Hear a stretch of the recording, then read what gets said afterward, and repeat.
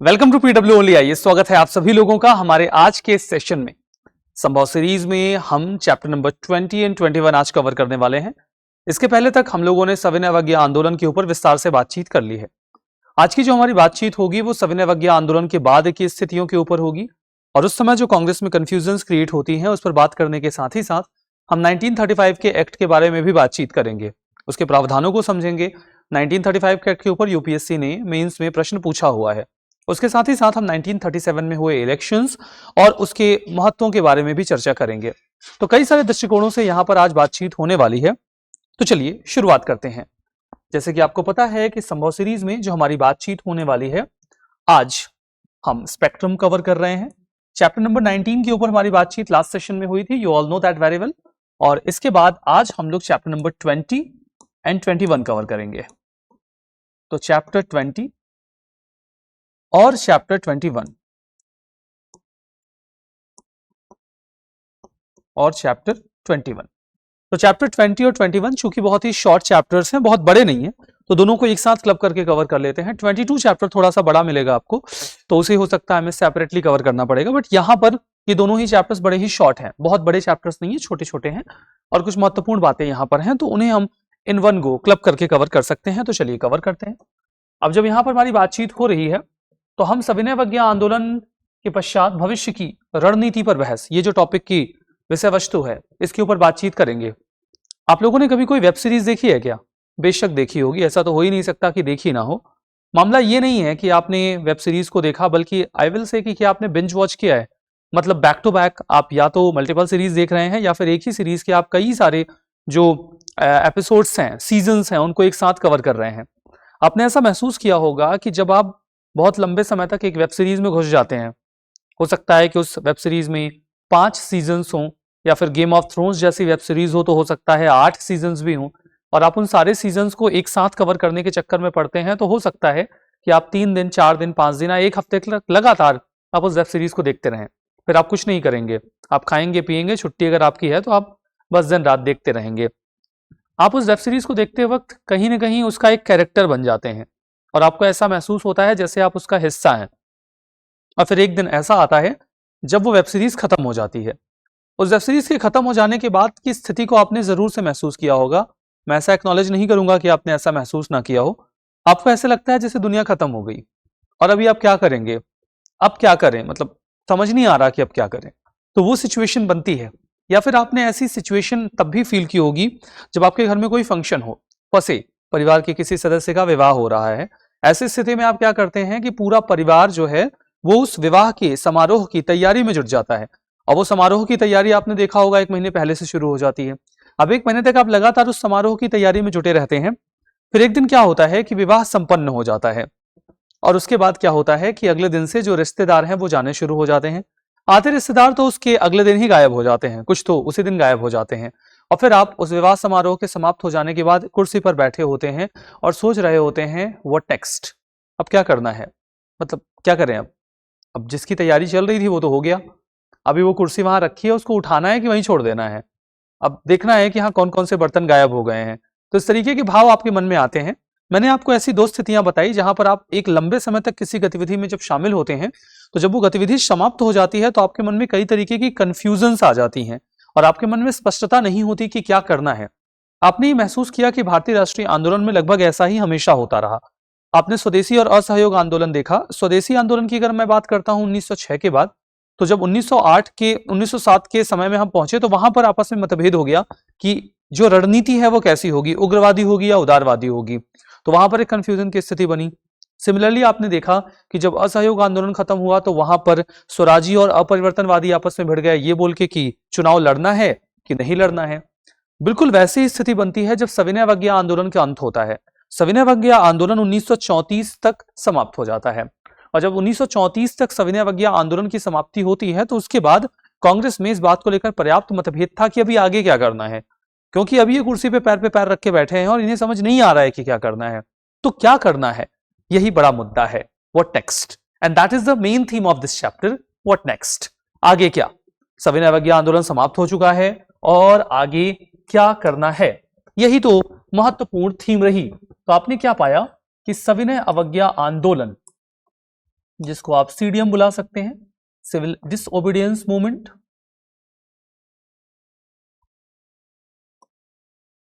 सविनय अवज्ञा आंदोलन। और सविनय अवज्ञा आंदोलन के ऊपर भविष्य की रणनीति, ये मेन मुद्दा रहा।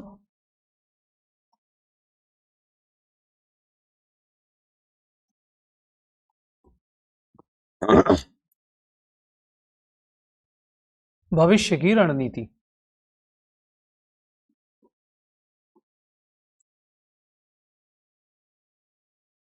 सविनय अवज्ञा आंदोलन पर भविष्य की रणनीति। जब आप इस पर बातचीत करते हैं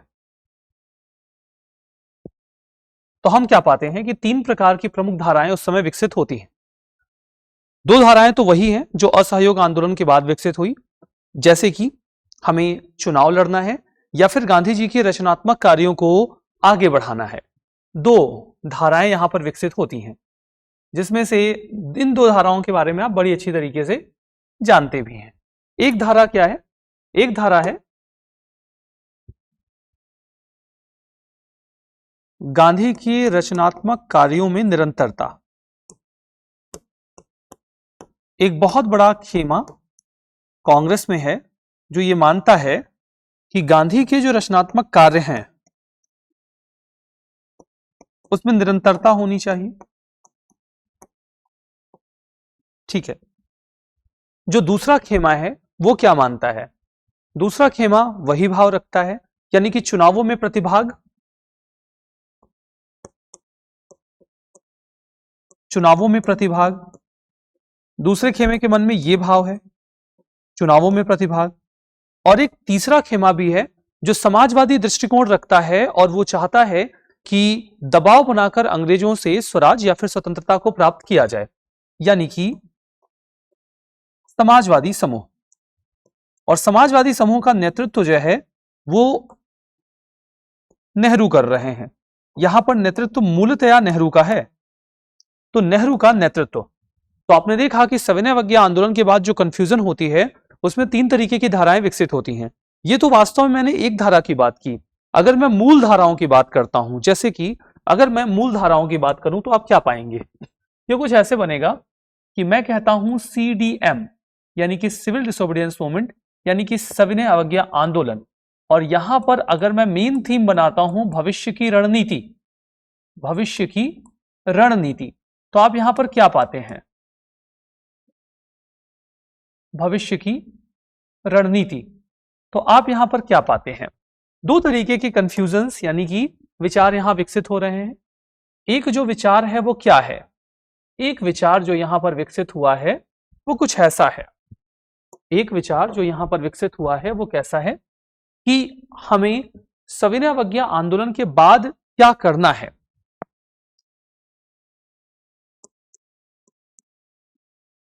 भविष्य के आंदोलन की रणनीति।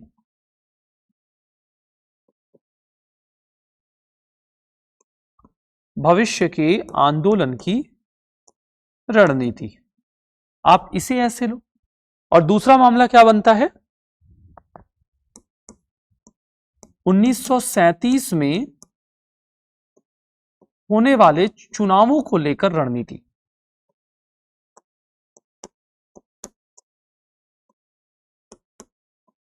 उन्नीस सौ 1937 में होने वाले चुनावों को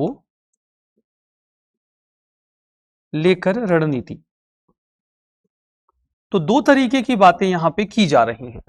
एक तो भविष्य के आंदोलन की रणनीति पर बात हो रही है कि क्या करना है, और दूसरा 1937 में होने वाले चुनावों को लेकर जो रणनीति है उस पर भी बात हो रही है।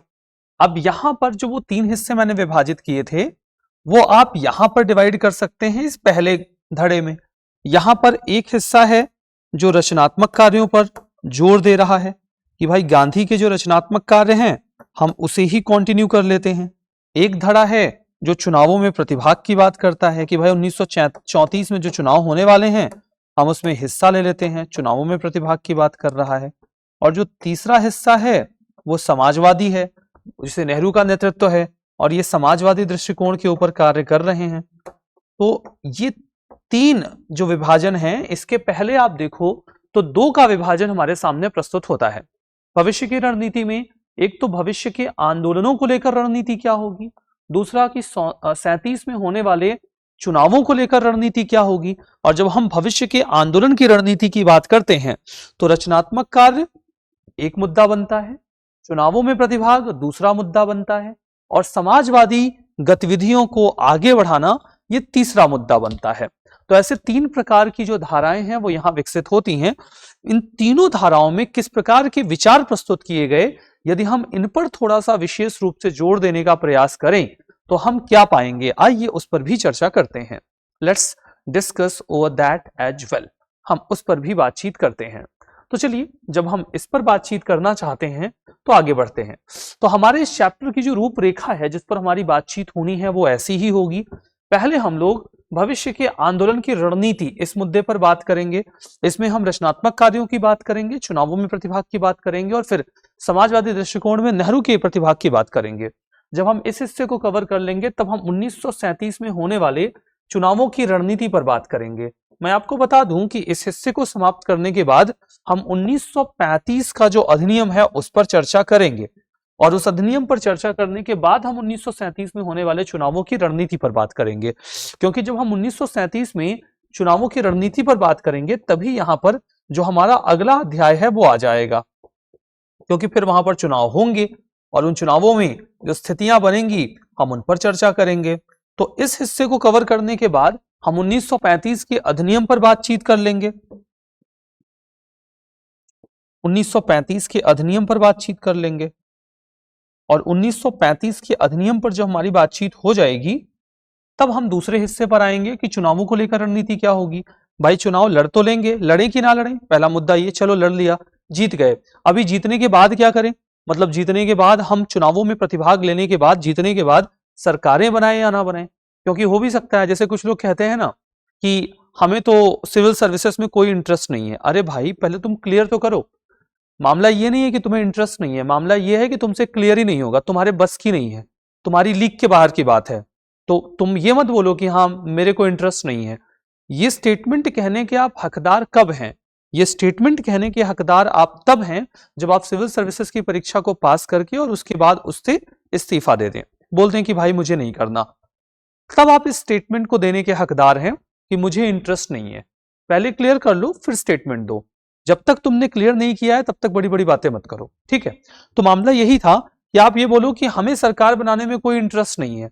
बात सच है, तुम्हें कोई वोट ही नहीं देगा, तुम चुने ही नहीं जाओगे, तुम क्या सरकार बनाओगे, बड़ी बड़ी बातें क्यों कर रहे हो। तो मामला ये था कि चुनावों में पहले आप प्रतिभाग लीजिए, आप अंग्रेजों को ये दिखाइए कि आप सशक्त हैं, शक्तिशाली हैं, स्थिति में हैं, और आप अंग्रेजों के ऊपर दबाव बना सकते हैं। लेकिन उसके बाद आप कह दीजिए कि हम सरकार नहीं बनाएंगे क्योंकि हमें सरकार बनाने में इंटरेस्ट ही नहीं है। तो क्या रणनीति होनी चाहिए, चुनाव लड़ें कि ना लड़ें, चुनाव लड़ने के बाद सरकारें बनाएं कि ना बनाएं, इस तरीके के भाव मन में आ रहे हैं, और इन्हीं भावों के चलते इस पूरे चैप्टर की रूपरेखा तय होती है। तो ये जो पूरा मुद्दा है ये आपको चैप्टर नंबर 20 में मिलेगा, जबकि अगला अध्याय जहां पर 1937 के चुनावों का जिक्र होगा वो चैप्टर नंबर 21 का पार्ट है। तो इन दोनों ही अध्यायों को, बहुत जो छोटे अध्याय हैं इनको एक एक करके हम यहाँ पे समेटने का प्रयास करेंगे। और चलिए तो जब आप आगे बढ़ते हैं तो आप क्या पाते हैं कि सविनय अवज्ञा आंदोलन जब समाप्त हुआ तो उसके बाद रणनीति कैसी हो इस बात को लेकर पर्याप्त विवाद होने लगे। अब यहां पर जो विवाद हुए वो दो तरीके के थे, दो तरीके के विवाद थे। पहला विवाद क्या है कि राष्ट्रीय आंदोलन की रणनीति कैसी होगी, आने वाले समय में जो आंदोलन होंगे उनकी हम कैसी रणनीति रखेंगे, ये तो पहली समस्या निकल के आ रही है।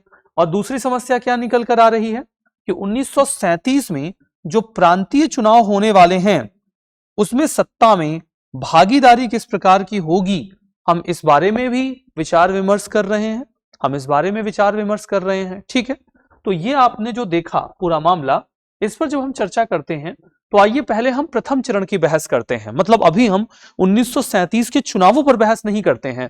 पहला मुद्दा हमारा ये है कि भाई भविष्य की रणनीति क्या है, और इस भविष्य की रणनीति को हमने 3 हिस्सों में विभाजित किया था, रचनात्मक कार्य, 34 में चुनावों में प्रतिभाग, और तीसरा समाजवादी खेमा। तो इन तीनों गतिविधियों को हम एक एक करके देखते हैं। तो सबसे पहले तो हम प्रथम चरण की बहस की बात करते हैं। प्रथम चरण की बहस की जब हम बात करते हैं तो यहां पर आप देखिए कि 3 तरीके की जो अवधारणाएं हैं वो हमारे सामने आ रही हैं। इसमें से दो तो परंपरागत प्रतिक्रियावादी अवधारणाएं हैं। जब हम कहते हैं दो परंपरागत प्रतिक्रियावादी अवधारणाएं, तो ये दो अवधारणाएं वही हैं जो आपको असहयोग आंदोलन के बाद देखने को मिली थी। जब हम कहते हैं दो परंपरागत प्रतिक्रियावादी अवधारणाएं, तो इसमें जो हमारा मतलब पहली अवधारणा से है, जो हमारी पहली अवधारणा है वो क्या है? पहली अवधारणा हमारी है यहां पर चुनावों में प्रतिभाग, कि चुनावों में प्रतिभाग लेंगे। और दूसरा क्या है? दूसरा है रचनात्मक कार्य। रचनात्मक कार्य, अब ध्यान दो, तो ये दोनों बड़ी पुरानी बातें नहीं है, ये कोई नई बात सविनय अवज्ञा के बाद की तो है नहीं। ये जो बातें हैं ये तो उसके पहले से भी चली आ रही हैं। ये बातें आपने देखा कि असहयोग आंदोलन के बाद भी चली आ रही थी, तो इसीलिए हम इन्हें प्रतिक्रियावादी परंपरागत अवधारणाएं कह रहे हैं। तीसरी वाली अवधारणा जो यहां पर है, ये अवधारणा नई है। और जो तीसरी अवधारणा यहां पर आपको एक नई अवधारणा मिल रही है, वो कैसी है? ये जो तीसरी अवधारणा है आपकी, ये नई है। ये सशक्त वामपंथी विचारों की अवधारणा है। ये अवधारणा है समाजवाद की, ये अवधारणा है नेहरू की। ये अवधारणा नई है, ये इसके पहले आपको असहयोग के बाद देखने को नहीं मिलेगी। अब देखो, जो पहली अवधारणा है ना, उसके अनुसार क्या है कि गांधीवादी तर्ज पर रचनात्मक कार्य जारी रहे, पुरानी बात। दूसरी अवधारणा यह है कि संवैधानिक तौर तरीके का इस्तेमाल करके संघर्ष को प्रारंभ करना चाहिए और हमें चुनाव वगैरह लड़ लेने चाहिए। इनके अनुसार 1934 में जो केंद्रीय विधानसभा के लिए चुनाव होने वाले हैं, क्यों ना उसमें प्रतिभाग लिया जाए। तो ये लोग चुनाव लड़ने वाले लोग हैं, और ये जो चुनाव लड़ने वाले लोग हैं, इसमें महत्वपूर्ण नाम किसके हैं? आसफ अली का नाम है यहां पर। आसफ अली कौन है? अरोड़ा आसफ अली का नाम आप लोगों को सुनेंगे अभी आने वाले समय में, जब हम लोग चर्चा करेंगे भारत छोड़ो आंदोलन के बारे में। तो आसफ अली उनके पतिदेव हैं। अरोड़ा आसफ अली बड़ी महत्वपूर्ण क्रांतिकारी नेतृत्वकर्ता हैं, जो कि इनकी पत्नी हुआ करती थी, बड़े उन्नत वकील हुआ करते थे आसफ अली जी। फिर हम देखते हैं यहाँ पर नाम सत्यमूर्ति का आता है, डॉक्टर एम ए अंसारी का आता है, भूला भाई देसाई का आता है, जिनको एक समय सभी लोग भूल जाएंगे, तो इनका नाम ही बड़ा अनोखा है, भूला भाई देसाई। और फिर बीसी राय भी आते हैं इसमें। ये वो लोग हैं जो चुनाव लड़ना चाहते हैं।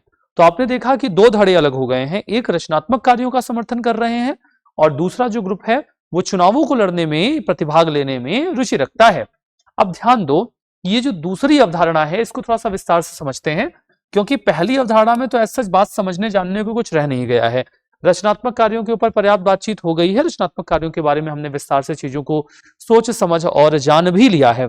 अब यहां पर अगर आप आगे की बात देखो, तो इन्हें ऐसा लगता था कि राजनीतिक निराशा का दौर है, क्योंकि आंदोलन समाप्त हुआ है, लोगों के मन में निराशा है। इस निराशा से बचने का तरीका क्या है? विधानमंडल के चुनावों में प्रवेश करते हैं और संघर्ष को जारी रखते हैं, तो लोगों के मन में थोड़ा उत्साह का संचार रहेगा। चुनाव में भाग लेने का मतलब ये तो बिल्कुल भी नहीं है कि हम केवल राजनीतिक जो संघर्ष है वो संवैधानिक माध्यम से ही चलाने वाले हैं, बल्कि ये भी है कि हम लोगों का विश्वास जीतेंगे और स्वतंत्रता प्राप्ति के लिए हम थोड़ा सा क्रमिक विकास में आगे बढ़ जाएंगे।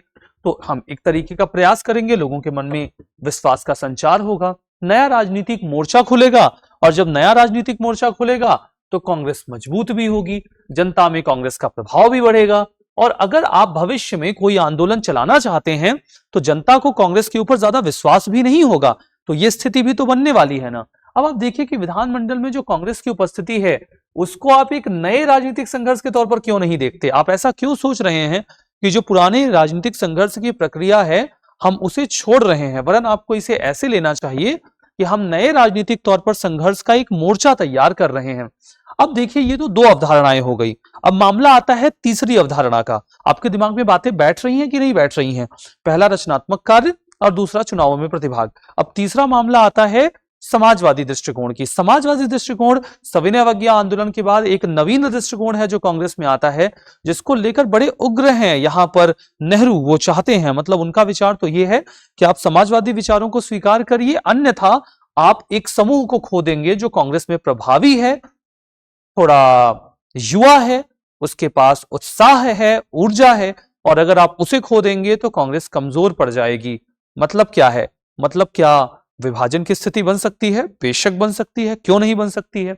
जब आप तीसरी अवधारणा की बातचीत यहां पर करेंगे, तो जब आप तीसरी अवधारणा की बातचीत करते हैं तो ये सशक्त वामपंथी हैं, ये कौन है? स्पष्ट रूप से वामपंथी हैं।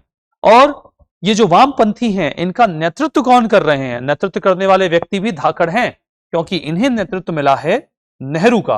और ये गुट सविनय अवज्ञा आंदोलन को वापस से पुनर्जीवित करने के स्थान पर, या रचनात्मक कार्यों को प्रारंभ करने के स्थान पर, या विधानमंडल में भागीदारी के स्थान पर एक नए प्रकार के संघर्ष का दृष्टिकोण प्रस्तुत करता है। मतलब कि इन्हें क्या रचनात्मक कार्यों में रुचि है? कदापि नहीं है। क्या इन्हें विधानमंडलों में रुचि है? कदापि नहीं है। इन्हें ना तो पहले विचार में रुचि है, ना ही दूसरे विचार में रुचि है। इनके पास एक भिन्न विचार है, और इनका जो भिन्न विचार है वो क्या है? इनका जो भिन्न विचार है वो ये है कि ये भिन्न तरीके से संघर्ष को जारी रखें। इनका मानना था कि दौर आर्थिक संकट का है। अब आप कहेंगे ये आर्थिक संकट का क्या मामला आ गया? आर्थिक संकट का मामला है कि 1929 के बाद जो पूरा विश्व है वो एक वैश्विक आर्थिक संकट से जूझ रहा है। 1929 के बाद आप देखो तो एक वैश्विक आर्थिक संकट का आरंभ हुआ है। वैश्विक आर्थिक संकट, द ग्रेट डिप्रेशन। तो एक वैश्विक आर्थिक संकट शुरू हुआ है जिसका प्रभाव 1929 से लेकर 1939 तक रहेगा। 10 साल दुनिया इस वैश्विक आर्थिक संकट की चपेट में रहेगी। और इसकी शुरुआत हम देखते हैं कि अमेरिकन इकोनॉमी में बूम यानी कि उभार के बाद हुआ। अमेरिका की इकोनॉमी कोलैप्स कर गई, हजारों बैंक्स बंद हो गए, लाखों लोग बेरोजगार हो गए और लाखों लोगों ने अपनी पूंजी एक झटके में खो दी। कई सारे सुसाइड्स हुए, लोग बेघर हो गए और हर तरफ तबाही मची। जब ये वैश्विक आर्थिक संकट शुरू हुआ 1929 में अमेरिका के साथ, तो इसका प्रभाव हम देख रहे हैं कि दुनिया के हर देश में पड़ रहा है। ब्रिटिश अर्थव्यवस्था भी चकनाचूर होने की स्थिति में आ गई। उसी के परिणाम स्वरूप भारत में रिजर्व बैंक ऑफ इंडिया यानी कि आरबीआई का गठन 1934 में किया गया।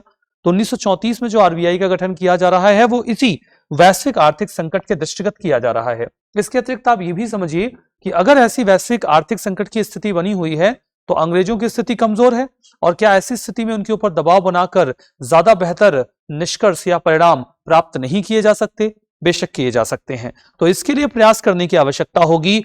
और तीसरा, वामपंथी समूह समाजवादी विचारों से प्रेरित था। नेहरू के विचार एकदम स्पष्ट थे। वो एकदम साफ साफ कहते हैं, न केवल भारतीय जनता अपितु पूरे विश्व की जनता के सम्मुख इस समय मुख्य लक्ष्य पूंजीवाद का समूल उन्मूलन तथा समाजवाद की स्थापना है। हमें पता है कि नेहरू एक प्रजातांत्रिक समाजवादी हैं, जो समाजवाद के लक्ष्यों को प्रजातांत्रिक मूल्यों के आधार पर प्राप्त करने का समर्थन करते हैं।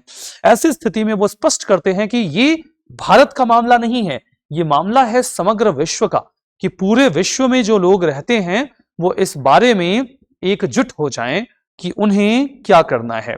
उन्हें एकजुट होना होगा, एकजुट होना होगा और एकजुट होकर समाजवाद की स्थापना का प्रयास करना होगा। नेहरू के जो विचार हैं वो सविनय अवज्ञा आंदोलन को वापस लेने के विरोध में थे। वो रचनात्मक कार्यों को प्रारंभ करने का भी समर्थन नहीं करते हैं। वो कहते हैं कि अगर हम ऐसा करते हैं तो ये एक प्रकार की आध्यात्मिक पराजय या आदर्शों का समर्पण है। तो नेहरू के विचार अगर आप देखें तो नेहरू इसे या तो आध्यात्मिक पराजय या आदर्शों का समर्पण मानते हैं। वो कहते हैं कि क्रांतिकारी पथ का परित्याग करके सुधारवादी पथ को अपनाना, ये जो स्थिति है ये सही स्थिति नहीं है। आपको थोड़ी तो उग्रता, थोड़ा तो खून में उबाल लाना ही होगा, नहीं तो रिजल्ट्स कैसे मिलेंगे। उन्होंने सुझाव ये दिया कि समाज का जो वर्गीय चरित्र है उसमें हमें वर्ग संघर्ष के महत्व को समझना होगा।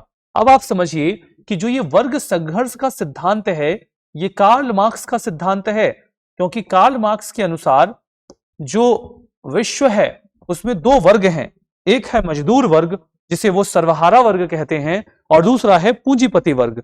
और वो ये मानते हैं कि जो पूंजीपति वर्ग है, जो पूंजीपति वर्ग है वो सर्वहारा वर्ग का शोषण करता है। तो जब हम वर्ग संघर्ष की बात करते हैं तो वर्ग संघर्ष का ये जो पूरा सिद्धांत है ये कार्ल मार्क्स का है। और वर्ग संघर्ष के इस सिद्धांत में दो प्रकार के विचार हैं। एक तो देखिए सर्वहारा वर्ग है। जो सर्वहारा वर्ग है वो मजदूर वर्ग है। सर्वहारा वर्ग जो है वो मजदूर वर्ग है, वर्किंग क्लास।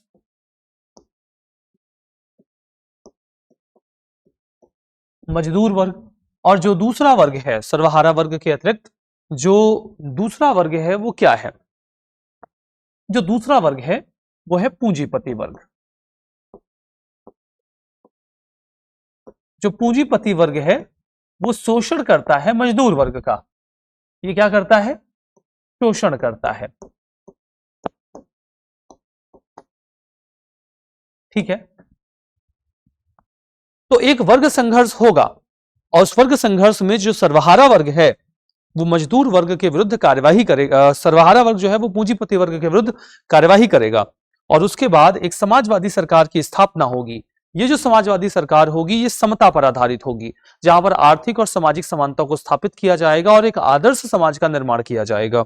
तो नेहरू क्या चाहते थे कि वर्ग संघर्ष के इस सिद्धांत के महत्व को भारत में लोग समझे कि कैसे अमीर या पूंजीपति वर्ग के लोग शोषण करते हैं गरीब लोगों का, और जब तक वो अपने खिलाफ होने वाली इन गतिविधियों का विरोध नहीं करेंगे तब तक उनका विकास नहीं हो पाएगा। नेहरू विरोधी थे जमींदारों के और पूंजीपतियों के।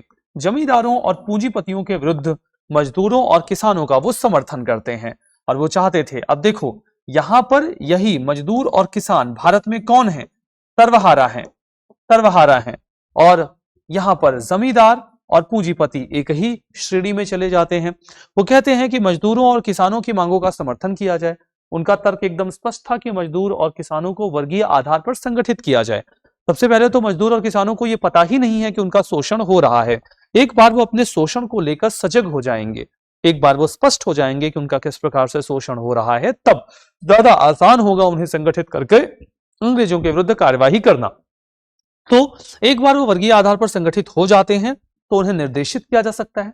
नेहरू का मानना था कि जो वर्ग संघर्ष है उसके अभाव में तो साम्राज्यवादी के विरुद्ध लड़ाई नहीं हो पाएगी। तो वर्ग संघर्ष के सिद्धांत के महत्व को लेकर वो लोगों को सजग बनाने का समर्थन कर रहे हैं। नेहरू जो वर्ग संघर्ष का पूरा सिद्धांत है उसमें संघर्ष समझौता संघर्ष या संघर्ष विराम संघर्ष आप कह सकते हो इसको, संघर्ष विराम संघर्ष, इस नीति के समर्थक नहीं थे। संघर्ष विराम संघर्ष की जो नीति है वो गांधी की नीति है। गांधी संघर्ष विराम संघर्ष के समर्थक हैं और नेहरू संघर्ष विजय संघर्ष के समर्थक हैं। तो जो नेहरू का सिद्धांत है वो क्या है? संघर्ष विजय संघर्ष का।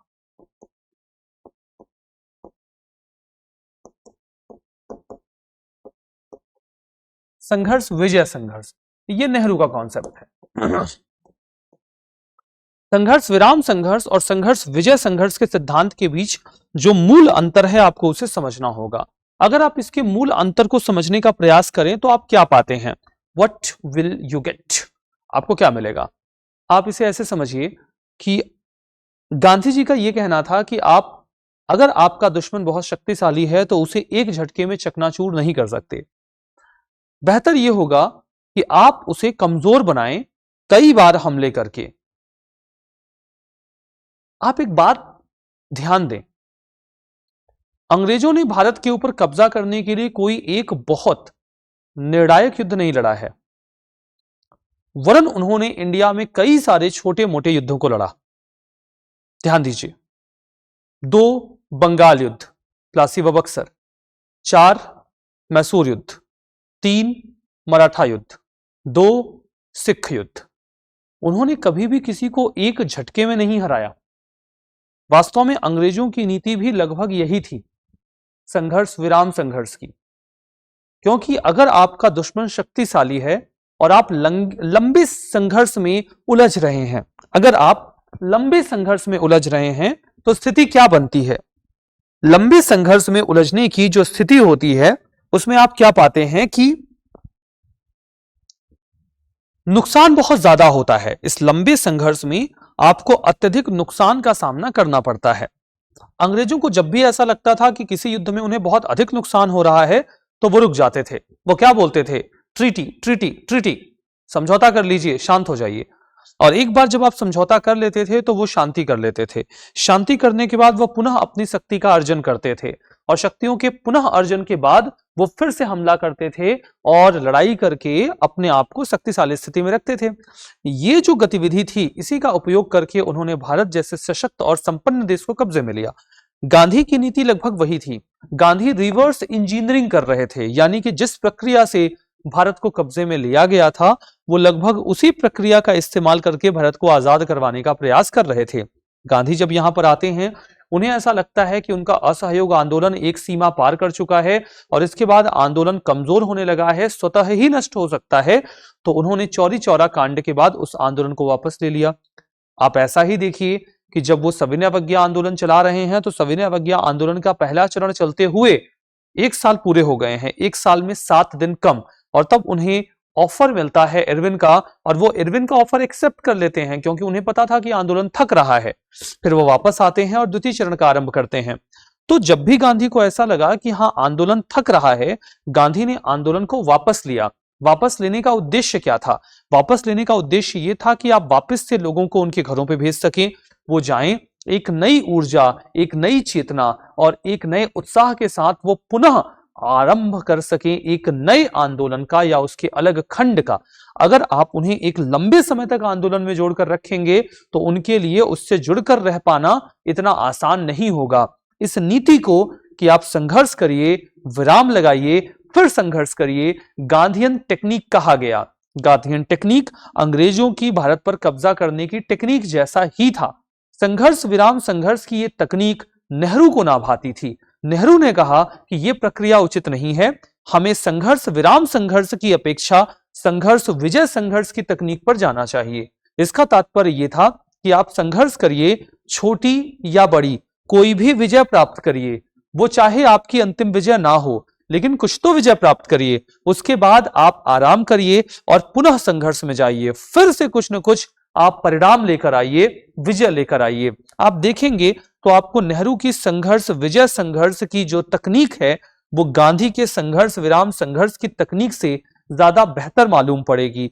लेकिन आप व्यावहारिकता तो समझिए। व्यावहारिकता यह है कि आपको हमेशा परिणाम मिले ये जरूरी नहीं, लेकिन विराम तो आपको फिर भी लगाना होगा, परिणाम मिले चाहे ना मिले। तो यहां पर एक डिबेट आती है संघर्ष विराम संघर्ष और संघर्ष विजय संघर्ष की तकनीक में, क्योंकि नेहरू का यह मानना था कि आप किसी को भी अनिश्चितकालीन बलिदान की रणनीति तो नहीं अपना सकते, लोग हमेशा तो आपके लिए नहीं उपलब्ध रह सकते, ठीक है। तो ये जो तकनीक है वो यहां पर सामने आती है। तो नेहरू जो है वो संघर्ष समझौता संघर्ष की तकनीकी की बजाय, जिसे आप संघर्ष विराम संघर्ष की तकनीकी भी कहते हैं, वो निरंतर संघर्ष की नीति का पालन करना चाहते थे। वो कहते थे कि अगर आप संघर्ष कर रहे हैं तो करिए ना, एक बार परिणाम तो लीजिए। आपने चौरी चौरा के बाद असहयोग वापस ले लिया, गांधी इरविन के बाद सविनय अवज्ञा वापस ले लिया, ये कोई अच्छी बात थोड़ी होती है कि ये तो अवसरवादिता हो गई कि आपको एक अवसर मिला, आपने आंदोलन का जो अंतिम परिणाम था उसको कॉम्प्रोमाइज कर लिया, उसे नजरअंदाज कर दिया। अब इस तरीके से देश में आंदोलन थोड़ी चल पाएगा। संघर्ष समझौता संघर्ष की रणनीति के स्थान पर नेहरू संघर्ष विजय की रणनीति पर ज्यादा जोर देते थे। संघर्ष करिए, विजय लीजिए, ये फालतू का काम मत करिए, बीच बीच में रोकिए। अब देखिए सत्ता में भागीदारी पर सहमति इस समय अगर आप यहां पर देखो तो असमंजस की स्थिति है। एक तो भारत में कई तरीके के विवाद हैं, कांग्रेस में 3 धड़े बढ़ चुके हैं, तीनों के अपने अपने प्रारूप हैं भारतीय राजनीति को लेकर, उसकी रणनीतियों को लेकर ये जो विवाद है वो चल ही रहे हैं। अंग्रेज जो हैं वो बड़े ध्यान से कांग्रेस में हो रही इस विभाजनकारी गतिविधि को देख रहे हैं और अंग्रेजों को लग रहा है कि अरे वाह, अब तो सूरत जैसा ही विभाजन होने वाला है। एंड ब्रिटिशर्स वर लाइक कि अभी सूरत जैसा विभाजन होगा, फिर मजे ही मजे आएंगे, देखेंगे ये लोग कैसे लड़ते हैं और हम लोग मजे लेंगे। तो अंग्रेज तो इंतजार कर रहे हैं कि कांग्रेस में एक और विभाजन हो जाए और वो मजे ले पाए। लेकिन क्या ऐसा विभाजन होगा? अगर आप ऐतिहासिक दृष्टिकोण से इतिहास की समझ रखते हैं तो आपको पता है कि ऐसा कोई विभाजन नहीं हुआ होगा। तो क्या होता था कि गांधी इस चीज को बहुत अच्छी तरीके से समझते थे कि अगर एक विभाजन फिर से होता है तो मामला खराब हो जाएगा। गांधी नहीं चाहते थे कि कांग्रेस विभाजित हो, कांग्रेस विभाजित होगी, कांग्रेस कमजोर होगी, और एक बार के विभाजन की कमजोरी को हम लोग बहुत बेहतर तरीके से समझ चुके थे, इसीलिए वो इस प्रकार का कोई अन्य विभाजन नहीं चाहते थे। बिल्कुल इसी के अनुरूप आप एक बात और भी समझिए कि मॉडर्न हिस्ट्री को पढ़ाने में, जैसे मैंने आपसे कहा कि आपको पता होगा कि सविनय अवज्ञा आंदोलन के बाद कोई भी विभाजन कांग्रेस में नहीं हुआ था, तो मॉडर्न हिस्ट्री के साथ दुविधा यह है कि ये एक ऐसा खंड हो जाता है इतिहास का, अगर आप इसे एक मूवी की तरह देखें तो इसके स्पॉयलर्स अवेलेबल हैं। स्पॉयलर्स के अवेलेबल होने का तात्पर्य यह है हमें पता है क्या हुआ है, और जब हमें पता होता है कि क्या हो चुका है, ऐसी स्थिति में उसे रुचिकर बना पाना अपने आप में काफी ज्यादा मुश्किल होता है, काफी ज्यादा मुश्किल होता है। ठीक है, अब आप यहां पर समझिए कि कांग्रेस में विभाजन की स्थिति ना बने, इस चीज का वो प्रयास करते हैं। और इसीलिए गांधी ये कहते हैं कि वो ये बात समझते थे कि स्वतंत्रता प्राप्त करने का एकमात्र तरीका सत्याग्रह है। उन्हें एकदम स्पष्टता थी कि सत्याग्रह ही एकमात्र तरीका है जिसके माध्यम से वो स्वतंत्रता दिलवा सकते हैं। लेकिन गांधी ऐसा भी नहीं चाहते थे कि सूरत विभाजन की स्थिति बने, क्योंकि सूरत विभाजन की स्थिति के बाद जो परिणाम निकला था वो हम सभी लोगों के लिए एकदम दृष्टिगत है। हमने उसको अच्छी तरीके से समझ लिया था कि ना तो उदारवादी कुछ कर पाए और ना ही उग्रवादी कुछ कर पाए। गांधी अपनी पद्धति में स्पष्ट होने के बावजूद सहभागिता और समग्रता की स्थिति को अपनाते हैं, विभाजनकारी नीति को किनारे करते हैं और गांधी यहां पर नर्म पड़ते हैं। इसीलिए हम कहते हैं कि गांधी अपनी नीतियों में बहुत ही अधिक व्यावहारिक थे और उनकी व्यावहारिकता आप यहां पर समझ पाते हैं। वो एकदम स्पष्ट कहते हैं, ये उनका स्टेटमेंट है जो मैं आपके लिए एज इट इज पढ़ता हूं, जैसे है वैसे ही। वो कहते हैं कि संसदीय राजनीति से स्वतंत्रता हासिल नहीं की जा सकती, किंतु वे सभी कांग्रेस जन जो न तो स्वयं को रचनात्मक कार्यों में लगा सकते हैं ना ही सत्याग्रह में भाग ले सकते हैं, वो सभी संसदीय राजनीति के माध्यम से स्वयं को सक्रिय बनाए रख सकते हैं, बशर्ते कि वे संविधानवादी व सुविधावादी ना बन जाएं। अब आप ये समझिए कि जो मामला है वो कुछ इस प्रकार से है कि उन्हें ये बात स्पष्ट थी कि इस प्रकार से कोई स्वतंत्रता तो नहीं मिलने वाली है। लेकिन ये बात भी है कि सभी लोग तो उनके इस नीति का पालन नहीं कर पाएंगे। सभी लोग अगर इस नीति का पालन नहीं कर पाएंगे तो जो उन्हें सुविधाजनक लगता है, अगर कोई रचनात्मक कार्यों में नहीं लग सकता, अगर कोई ऐसा है जो रचनात्मक कार्यों के अतिरिक्त जो नीतियां हैं गांधी के सत्याग्रह की वो नहीं अपना सकता, तो फिर वो जो भी नीति अपनाना चाहते हैं वो अपनाएं और जाकर सक्रियता को बनाए रखें, कम से कम स्थिरता ना आने पाए आंदोलन में, इस बात का विशेष रूप से ध्यान दिया जाए। गांधी जी वामपंथियों को भी आश्वस्त करते हैं और वो कहते हैं कि सविनय अवज्ञा को वापस लेना बड़ा ही जरूरी था। अगर हम सविनय अवज्ञा आंदोलन को वापस नहीं लेते तो आंदोलन शिथिल पड़ जाता और आंदोलन की शिथिलता से उसे बचाने के लिए जरूरी था कि ये उचित कदम उठाया जाए। लेकिन इसका मतलब ये थोड़ी है कि हम राजनीतिक अवसरवादिता के सामने समर्पण कर देंगे। ये साम्राज्यवाद से समझौता थोड़ी ही है। हम आंदोलन को एक नया स्वरूप देंगे, नए तरीके से आंदोलन शुरू करेंगे। 1934 में जब अखिल भारतीय कांग्रेस कमेटी का अधिवेशन पटना में होता है, तो जो पटना का अधिवेशन यहां हो रहा है, तो यहां पे चुनाव में भाग लेने के लिए एक संसदीय बोर्ड बनाया गया। तो एक संसदीय बोर्ड का गठन किया गया। गांधी जी यहां पर महसूस करते हैं कि कांग्रेस में बहुत सारे ऐसे लोग हैं जिनके साथ अब उनके विचार नहीं मिल रहे हैं। ठीक है, कि कांग्रेस में जो सबसे सशक्त धारा है उससे कई सारे लोग कट रहे हैं, उन्हें उसके साथ जोड़कर रखना बहुत जरूरी है, क्योंकि अगर ऐसे ही बहुत सारे लोग अलग होते रहे तो फिर हम कमजोर होते जाएंगे। वो ये मानते थे कि बुद्धिजीवियों का एक बहुत बड़ा समूह ऐसा है जो संसदीय राजनीति के पक्ष में नहीं है, जबकि मौलिक तौर पर जो संसदीय राजनीति है वो कई सारे लोगों के लिए बेशक सहज नहीं है। बुद्धिजीवी वर्ग का दूसरा खेमा ऐसा है जो गांधी के रचनात्मक कार्यों को यानी कि चरखा काटने को लेकर असहमत है, और गांधी जी इसे राष्ट्र का दूसरा हृदय कहते थे। चरखा उनके लिए भाई दूसरा हार्ट ही था। जवाहरलाल नेहरू के नेतृत्व में जो समाजवादी गुट है वो भी गांधी जी की नीतियों से असहमत है। तो 1934 में गांधी जी इस बात को समझ गए कि बहुत सारे ऐसे लोग हैं जो गांधी जी की नीतियों से सहमत नहीं है, और यही कारण रहा कि 1934 में गांधी जी ने कांग्रेस से इस्तीफा दे दिया और कहा कि वो कांग्रेस और उसमें उभरती नई विचारधारा पर नैतिक दबाव डालकर उसे रोकना नहीं चाहते, क्योंकि ये उनके अहिंसा के सिद्धांत के विपरीत है। वो वैचारिक हिंसा का भी विरोध करते थे। वो नहीं चाहते थे कि विचारों में भी किसी प्रकार की हिंसा उत्पन्न हो। तो वो ये चाहते थे कि अगर कई सारे लोग उनसे सहमत नहीं हैं तो उनके पास असहमत होने का अधिकार हो। अगर वो उनकी नीतियों पर कार्य नहीं करना चाहते तो वो स्वतंत्र हो कि वो उनकी नीतियों पर कार्य ना करें। इतनी आजादी तो उन्हें मिलनी ही चाहिए, और इसीलिए गांधी कांग्रेस से इस्तीफा देकर खुद को अलग कर लेते हैं। गांधी ने खुद को अलग किया। नेहरू और जो बाकी के समाजवादी थे वो भी राष्ट्रवादी हितों को सर्वोपरि रखते हैं। नेहरू भी इस बात को स्पष्टतया समझते थे कि अगर इस प्रकार से मतभेद रहे तो कांग्रेस कमजोर होगी। तो उन्होंने कांग्रेस से अलग होकर संघर्ष करने की बजाय कांग्रेस के भीतर रहकर संघर्ष करने का फैसला लिया, और इससे कांग्रेस टूटते टूटते बिखरते बिखरते रह गई। और कांग्रेस को इस स्थिति में एकजुट रखा जा सका। तो ये स्थिति यहां पर बनती है। नेहरू और बाकी के जो समाजवादी थे वो भी इस खतरे को भांपकर अपनी प्राथमिकताएं तय करते हैं और वो कांग्रेस को जो समर्थन है, जो सहयोग है, वो देना जारी रखते हैं। कांग्रेस भारतीयों की एकमात्र प्रमुख शाखा है। नेहरू और समाजवादियों का तर्क यही था कि वैचारिक या रणनीतिक शुद्धिकरण के नाम पर अगर वो खुद को अलग करके कमजोर करेंगे कांग्रेस को तो बात बिगड़ जाएगी। दक्षिणपंथी भी इस मामले पर सहमत हो गए। नवंबर 1934 में केंद्रीय विधानसभा के लिए चुनाव हुए। कांग्रेस ने बढ़िया परफॉर्म किया। भारतीयों के लिए 75 सीटें आरक्षित की गई थी, 45 कांग्रेस ने खींच ली। मार्वेलस परफॉर्मेंस, बढ़िया परफॉर्म किया कांग्रेस ने। कांग्रेस की पैठ तो लोगों के बीच में थे ही और वो लोगों के वोट तो निकाल ही लेते थे, यहां तो प्रॉब्लम थी ही नहीं। तो कांग्रेस ने यहां पर बढ़िया परफॉर्म किया। अब हम देखते हैं कि ये जो तीन शाखाएं यहां पर उभरी, इनके बीच में जो विवाद रहे, उसी के बैकग्राउंड में 1935 का भारत शासन अधिनियम आ गया। अब 1935 का जो भारत शासन अधिनियम यहां पर आया है, इसके बारे में मैं आपको बता दूं। जैसे कि मैंने आपसे कहा था कि जब हम विवादों पर चर्चा करेंगे तो सबसे पहले तो हम इन तीन शाखाओं के बारे में चर्चा करेंगे। हमने इन तीनों शाखाओं के बारे में चर्चा कर ली और हमने देखा कि अब इसके बाद हम 1935 के अधिनियम के बारे में बात करेंगे। 1935 के अधिनियम पर जब हमारी चर्चा हो जाएगी तब हम 1937 में होने वाले चुनावों को लेकर जो रणनीतियां हैं उन पर विचार विमर्श करेंगे। तो अब आइए, समय आ चुका है कि 1935 के अधिनियम के जो आधार हैं उन पर बातचीत की जाए। 1935 के अधिनियम पर यदि आप बातचीत करना चाहते हैं तो आपको इसका एक बैकग्राउंड तलाशना होगा। इसका अगर आप बैकग्राउंड यानी कि पृष्ठभूमि लेना चाहें तो वो आपको कैसी मिलेगी, आपको इसकी पृष्ठभूमि कैसी मिलेगी। 1935 के अधिनियम की पृष्ठभूमि,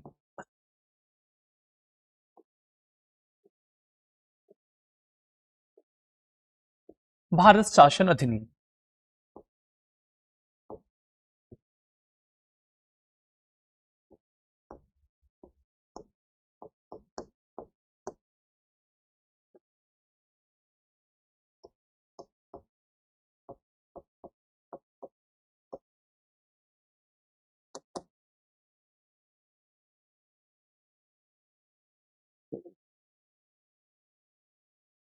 1935 के भारत शासन अधिनियम की कहानी 1919 के अधिनियम से शुरू होती है।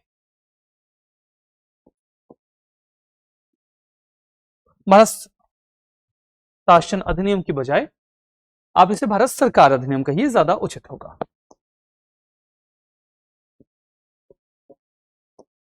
भारत सरकार अधिनियम कहिए, भारत सरकार अधिनियम कहिए। तो देखिए क्या होता है मामला कि 1919 में भारत सरकार अधिनियम आता है। भारत सरकार अधिनियम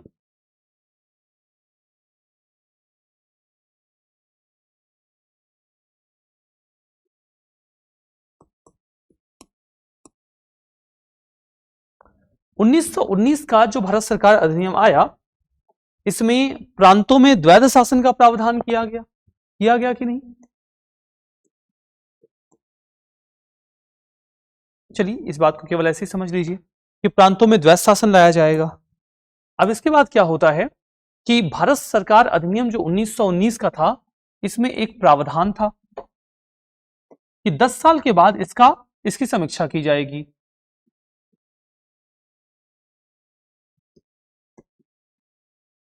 दस साल बाद समीक्षा का प्रावधान।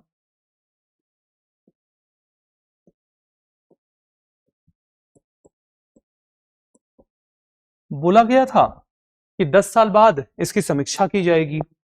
अब 10 साल बाद अगर समीक्षा की जाएगी तो 1929 का 10 साल क्या बनता है? 1919 का 1929 बनता है। तो 1929 में समीक्षा होनी चाहिए, लेकिन अंग्रेजों ने 1929 की बजाय 1927 में ही, यानी कि 8 साल पर ही साइमन आयोग का गठन कर दिया।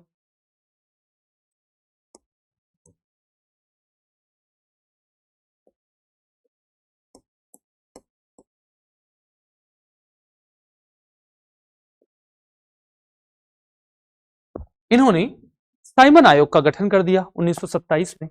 जब साइमन आयोग का गठन किया गया तो साइमन आयोग के गठन के लिए साइमन आयोग में हमने देखा था कि 7 सदस्य थे और 7 के 7 सदस्य जो थे वो श्वेत मूल के थे, यानी कि सारे के सारे अंग्रेज थे। तो ऐसी स्थिति में हमें आपत्ति हुई, हमने इसका विरोध किया और जब हमने इसका विरोध करना शुरू किया तो लॉर्ड बिरकेनहेड ने हमें चुनौती दी संविधान बनाने की। जब हमने इसका विरोध करना शुरू किया तो लॉर्ड बिरकेनहेड की चुनौती आती है।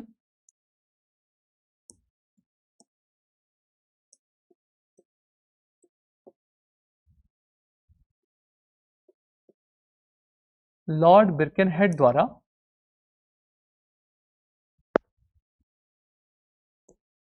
संविधान निर्माण की चुनौती। उसने हमें संविधान निर्माण की चुनौती दी कि भाई आप लोग हमारे आयोग का विरोध कर रहे हैं तो आप खुद एक संविधान बनाकर दिखाइए ना, दिखाइए एक संविधान बना के हम भी देखें।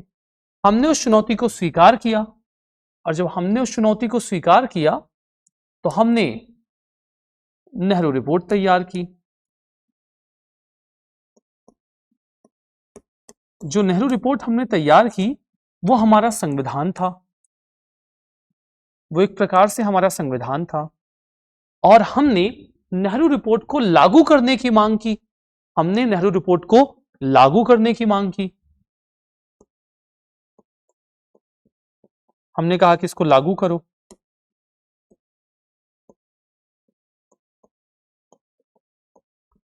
अंग्रेजों ने नेहरू रिपोर्ट को लागू करने से मना किया और जब उन्होंने नेहरू रिपोर्ट को लागू करने से मना किया तो भाई हमको तो बड़ा गुस्सा आ गया।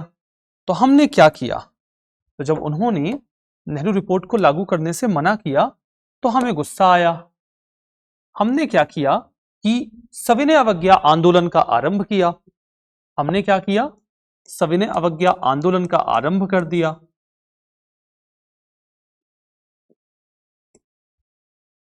क्योंकि उन्होंने हमारे नेहरू रिपोर्ट को लागू करने से मना किया।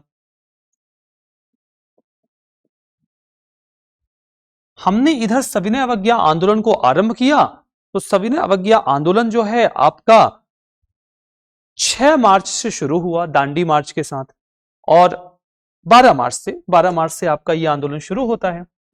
12 मार्च से जो आपका ये आंदोलन शुरू हुआ, ठीक है, 12 मार्च से जो आपका ये आंदोलन शुरू हुआ तो मई में साइमन कमीशन की रिपोर्ट आ गई। मई में साइमन आयोग की रिपोर्ट आ गई।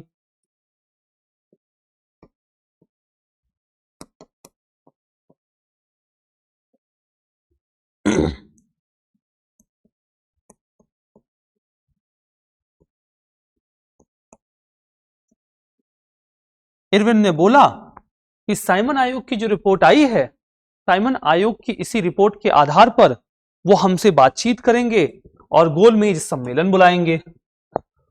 तो 3 गोलमेज सम्मेलनों का आयोजन किया गया।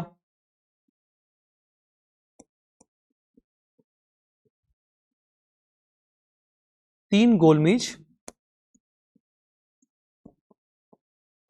सम्मेलन का आयोजन।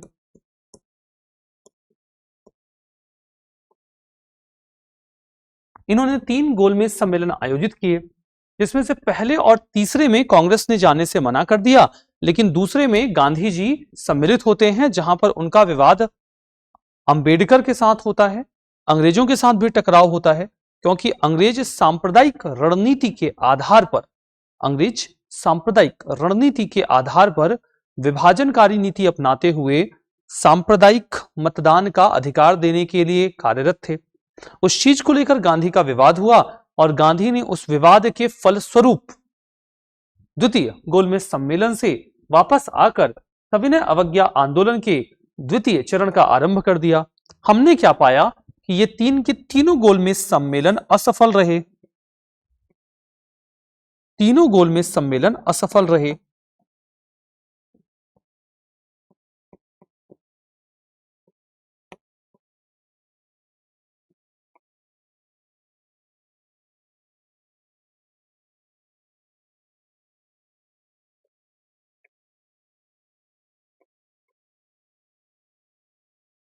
इन तीनों गोलमेज सम्मेलनों के असफल होने के बावजूद इन सम्मेलनों में जो भी बातचीत हुई उसे एक श्वेत पत्र के रूप में तैयार किया गया। फिर भी असफलता के बावजूद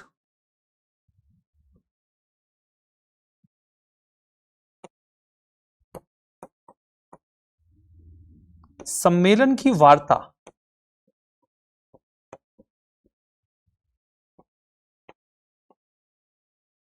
श्वेत पत्र में यानी कि व्हाइट पेपर में रूपांतरित, श्वेत पत्र में रूपांतरित।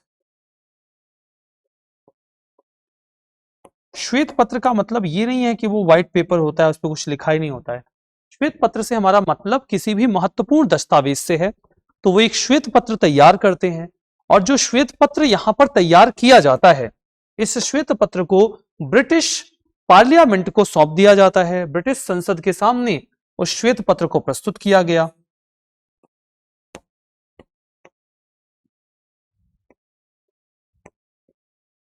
श्वेत पत्र ब्रिटिश संसद के सम्मुख प्रस्तुत,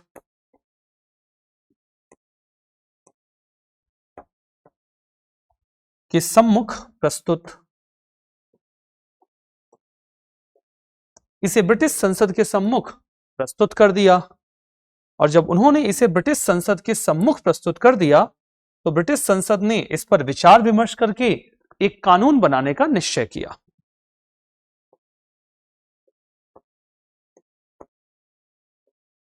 ब्रिटिश संसद द्वारा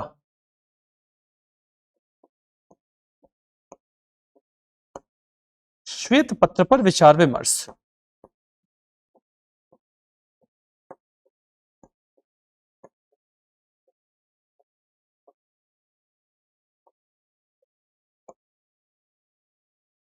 और ये जो सारी बातचीत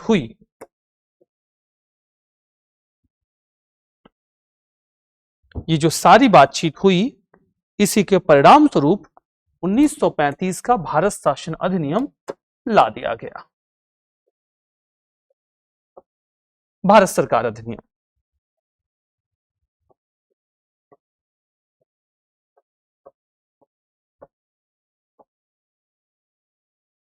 भारत सरकार अधिनियम।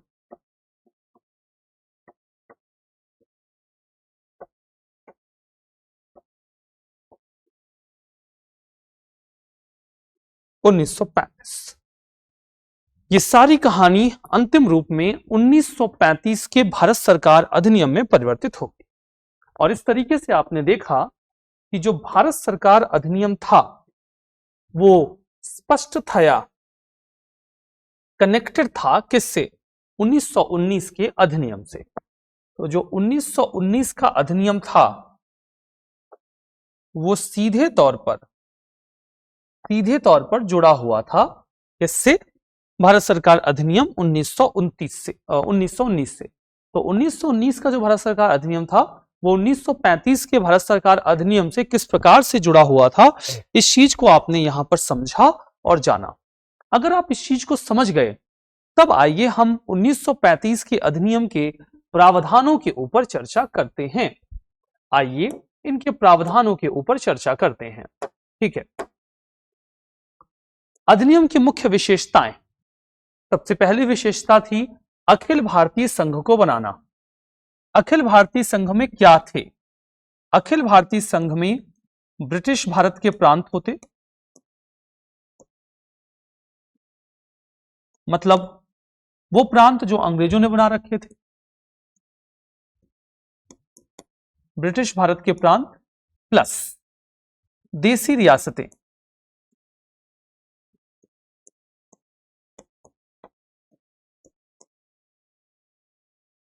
ब्रिटिश भारत के प्रांत व देसी रियासतें। अब यहां पर देसी रियासतें इस अखिल भारतीय संघ को बनाने को तैयार हो गई, लेकिन अखिल भारतीय संघ को बनाने का प्रावधान कुछ इस प्रकार से बनाया गया था कि ये कभी अस्तित्व में आता नहीं और आया भी नहीं। तो मैं एकदम स्पष्ट बात कहता हूं कि 1935 के अधिनियम में अखिल भारतीय संघ को बनाने का प्रावधान था, लेकिन इस प्रावधान को लागू नहीं किया गया। आपके मन में प्रश्न होगा कि लागू क्यों नहीं किया गया। और जब आप पूछेंगे कि लागू क्यों नहीं किया गया, तो मेरा जवाब होगा कि इसमें प्रावधान किया गया था कि अखिल भारतीय संघ तब व्यावहारिक स्वरूप प्राप्त करेगा जब कम से कम आधे देसी रियासतें इसे ज्वाइन करेंगी। उस समय भारत में 565 देसी रियासतें हुआ करती थी। इसका एकदम स्पष्ट मतलब था कि कम से कम 330-335 देसी रियासतों को इसको शामिल होना होगा। और जब तक इतनी देसी रियासतें इसमें शामिल नहीं होती हैं, तब तक ये संघ निर्मित नहीं होगा। और 335 देसी रियासतों को आप इसमें लेकर कैसे आएंगे? तो 335 देसी रियासतों ने कभी संघ को ज्वाइन किया नहीं और संघ को कभी इसका व्यावहारिक स्वरूप मिला नहीं। तो यह प्रावधान एक खोखला और बेबुनियादी प्रावधान रहा। संघीय कार्यपालिका में क्या किया गया? गवर्नर जनरल समस्त संविधान का केंद्र बिंदु था। वो हमेशा से एक शक्तिशाली व्यक्ति था, बना रहा। मैं आपको बताता हूं, 1935 के अधिनियम में जो प्रांतों में द्वैध शासन था उसे समाप्त किया गया, जो 1919 के अधिनियम में था। यानी कि द्वैध शासन वहां समाप्त हुआ। प्रांतों में जब द्वैध शासन समाप्त हुआ तो प्रांतों में गवर्नर जो है वो एक संवैधानिक प्रमुख बन गया और उसकी शक्तियां चुनी हुई सरकार में चली गई। ये एक सकारात्मक परिवर्तन था। और कहा गया कि बिल्कुल वैसी ही द्वैध शासन की व्यवस्था केंद्र में लाई जाएगी। मतलब केंद्र में गवर्नर जनरल जो है उसके पास कुछ आरक्षित विषय होंगे, बाकी चुनी हुई सरकार के पास हस्तांतरित विषय दे दिए जाएंगे। लेकिन क्या यह प्रावधान कभी अस्तित्व में आया? कभी भी नहीं, क्योंकि गवर्नर जनरल ने कभी भी अपनी शक्तियां छोड़ी नहीं। गवर्नर जनरल ने अपनी शक्तियां छोड़ी नहीं तो यह प्रावधान कभी अस्तित्व में आया नहीं। हम क्या देखते हैं कि यहां भी प्रशासन के विषयों को दो भागों में विभक्त करने का प्रावधान किया गया, आरक्षित और हस्तांतरित। आरक्षित विषयों में विदेशी मामले, रक्षा, जनजातीय क्षेत्र और धार्मिक मामले थे। इनका जो प्रशासन था वो गवर्नर जनरल और उनकी कार्यकारी परिषद के पास था और ये व्यवस्थापिका के प्रति उत्तरदायी नहीं थे। जबकि हस्तांतरित विषयों में बाकी के विषय शामिल थे और इन विषयों का प्रशासन गवर्नर जनरल उन मंत्रियों की सलाह से करने वाला था जिनका निर्वाचन व्यवस्थापिका द्वारा किया गया था। मंत्री और केंद्रीय व्यवस्थापिका के प्रति ये लोग उत्तरदायी थे। अविश्वास प्रस्ताव पारित हो सकता था, त्याग पत्र दिया जा सकता था, लेकिन ये व्यवस्था कभी अस्तित्व में नहीं आई। तो जो भी रहा वो बातें ही रही। हमने देखा कि इसके बाद हम देखते हैं कि देश की वित्तीय स्थिरता, भारतीय साख की सत्ता, भारत या उसके किसी भी शांति की रक्षा, अल्पसंख्यक, सरकारी सेवक, उनके आश्रितों की रक्षा, अंग्रेजी तथा बर्मी माल के विरुद्ध किसी भेदभाव से उसकी रक्षा, भारतीय राजाओं के हितों तथा सम्मान की रक्षा, निजी विवेकाधीन शक्तियां, ये सब गवर्नर जनरल के व्यक्तिगत निर्णय के अंदर आते थे। मतलब गवर्नर जनरल की शक्ति उसके बावजूद अत्यधिक प्रभावी थी और वो इस प्रभावी स्थिति का उपयोग कर भी सकते थे, कर भी रहे थे। व्यवस्थापिका में और क्या प्रावधान हुआ? जो संघीय विधानमंडल था, जो संघीय विधानमंडल था वो द्विसदनीय होना था। अब देखो ये द्विसदनीय जो व्यवस्था है ना, ये 1919 के अधिनियम से चली आ रही है। ऐसा नहीं है ये 1935 के अधिनियम में आई है, ये 1919 के अधिनियम से चली आ रही है। ठीक है। अब राज्य परिषद जिसमें एक उच्च सदन था और संघीय सभा इसमें एक निम्न सदन था। ठीक है। राज्य परिषद स्थायी सदन था, हमारे आज के वर्तमान के राज्यसभा के जैसा, जिसमें किसी भी प्रकार का परिवर्तन नहीं हो सकता था। इसमें 1/3 सदस्य हर 3 साल के लिए चुने जाते थे। अधिकतम संख्या 260 हो सकती थी, 158 प्रांतों से जाते और 104 देशी रियासतों के प्रतिनिधि जाने थे। जो राजा थे वो अपने यहां सदस्यों को मनोनीत कर सकते थे और संघीय सभा का कार्यकाल 5 वर्ष का होना तय किया गया था। सदस्यों की संख्या 250 हो सकती थी, ये हमारी लोकसभा के जैसा था, जिसमें 125 आधिकारिक सदस्य थे, यानी कि अंग्रेजों के द्वारा जो सरकारी कर्मचारी हैं वो चुनकर जाएंगे और रियासतों के सदस्य राजाओं के द्वारा मनोनीत किए जाने वाले थे। ब्रिटिश प्रांतों से प्रांतीय विधानसभा में परिषद में सदस्य चुने जाते। तो ये प्रावधान देखो व्यवस्थापिका में किए गए। आपने और क्या देखा? एक और विचित्र व्यवस्था की गई जो कि सामान्य प्रचलन के विपरीत थी। उच्च सदन के जो भी सदस्य थे, आज की राज्यसभा इमेजिन करो, ठीक है, उनका चुनाव सीधे मतदाताओं द्वारा किया जाए और निम्न सदन जो कि ज्यादा महत्वपूर्ण थी उसके सदस्यों का चुनाव अप्रत्यक्ष तरीके से होना था। आपको भी पता है कि हम लोग राज्यसभा के सदस्यों को इतना महत्व नहीं देते और इसीलिए उनका अप्रत्यक्ष चुनाव होता है, जबकि लोकसभा जो पॉपुलर हाउस होता है उसके सदस्य प्रत्यक्ष रूप से चुने जाते हैं। सामान्य अवधारणा यही है, लेकिन 1935 के अधिनियम में इसके विपरीत प्रावधान किया गया। राजाओं को उच्च सदन के 40% तथा निम्न सदन के 33% सदस्य मनोनीत करने का अधिकार दे दिया गया। मतलब उनका एक बड़ा अधिकार हो गया। समस्त विषयों का बंटवारा 3 सूची में किया गया। वर्तमान में आज जो संघ सूची, राज्य सूची और समवर्ती सूची है, इसका ओरिजिन पॉइंट आप 1935 का अधिनियम मान लो। यहां पे जो केंद्रीय सूची है, राज्य सूची है और समवर्ती सूची है, इनके बीच में आप एक स्पष्ट विभाजन देख सकते हैं। ठीक है, ठीक है, एक स्पष्ट विभाजन देख सकते हैं। ठीक है, now what we can see कि संघीय सभा के सदस्य मंत्रियों के विरुद्ध अविश्वास प्रस्ताव भी ला सकते थे, लेकिन राज्य परिषद में अविश्वास प्रस्ताव का कोई प्रावधान नहीं था। अब राज्यसभा में कौन सा अविश्वास प्रस्ताव आता है भाई? ये तो लोकसभा का प्रावधान है, तो वहीं आएगा। सिंपल सी बात है। धर्म आधारित, जाति आधारित निर्वाचन व्यवस्था आगे जारी रहे, ऐसा कहा गया। संघीय बजट का 80% भाग ऐसा था जिस पर विधानमंडल मताधिकार का प्रयोग नहीं कर सकता था। मतलब नाम मात्र की बातें थी, केवल 20% हिस्सा ही ऐसा था जिस पर मताधिकार का जो प्रावधान है वो लागू किया जा सकता था। ठीक है, तो देखिए, गवर्नर जनरल की अधिकार बहुत ही विस्तृत थे। यहां पर 1935 के अधिनियम में अनुदान की मांगों में कटौती कर सकता था, विधान परिषद द्वारा अस्वीकार किए गए विधेयक फिर से पारित कर सकता था, अध्यादेश जारी करने का अधिकार था, किसी विधेयक के संबंध में निषेधाधिकार का अधिकार था, दोनों सदनों का संयुक्त अधिवेशन बुला सकता था, प्रांतों की स्वायत्तता जो थी उस पर भी प्रावधान थे। प्रांतों को काफी स्वायत्तता प्रदान कर दी गई क्योंकि वहां पे गवर्नर एक संवैधानिक मुखिया बन गया। प्रांतों को स्वायत्तता और पृथक विधिक पहचान बनाने का अधिकार दिया गया। हम देखते हैं कि प्रांतों में जो भारत सचिव और गवर्नर जनरल के आला कमान के आदेश थे, उनसे उन्हें मुक्त किया गया। बोला गया आप अपने हिसाब से चलाइए, और प्रांतों में स्वतंत्र आर्थिक शक्तियां और संसाधन दे दिए गए। प्रांतीय सरकारें अब अपने हिसाब से कार्य कर पा रही थी।